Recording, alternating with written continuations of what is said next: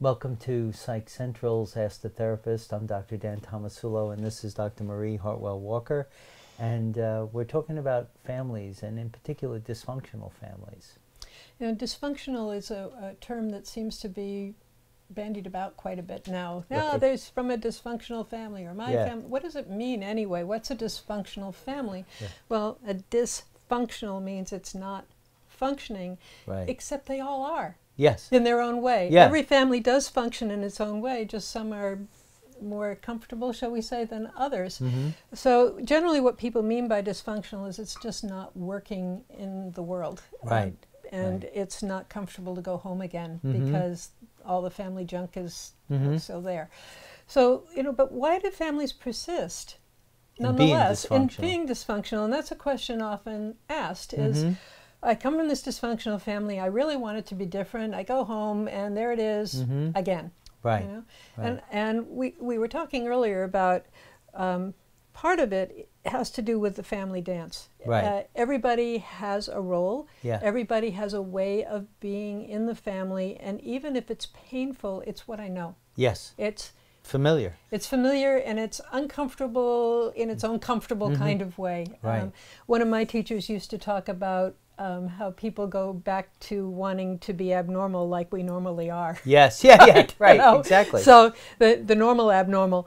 And one of the things that's so frustrating for writers sometimes when they're writing to us is I went home with these good intentions, I was going to change it, and everybody got mad at me. Right. Why is that? Yeah. Well, I think, you know, just the roots of the term familiar comes from family. Oh, right. Right. So the idea here is that it's not that we're changing this prototype as much as ultimately we're going back to a familiar prototype. So when people say, you know, I want to have a better relationship or this and that. Or I wish we'd all stop fighting. Yes, yeah. You know, one of the ways to think about that is the original prototype in the family was wanting and not having. Wanting something different and not getting it. So when people go back and they say, I want something different, they're going to get both parts of that. I want something different and I'm not going to get it.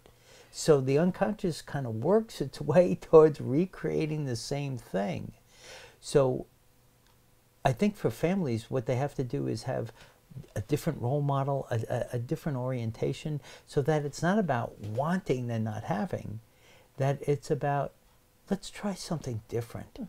Let's not try to get something we never really had. Let's just try to be with one another for brief periods of time and make it okay, you know? Which is its own challenge. Yeah. And I think one of the things you just said that makes it hard is often one person or another person doesn't like it. Yes. Wants to change it, and they come in with all of these good intentions. Yes, and wanting to make it different, and it destabilizes the family because somebody comes in and say, well, let's not fight. Okay, well then what are we going to do? Yeah, that's right. we don't know what to do. What else are we going to do? Well, I'll gang up on you because at least that's what we know how to do.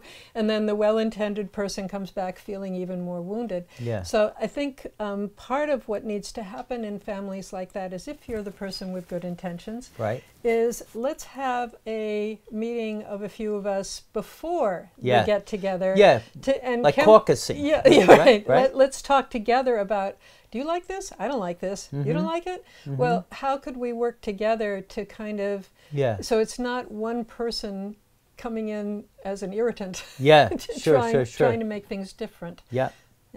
Build relationship before you do it.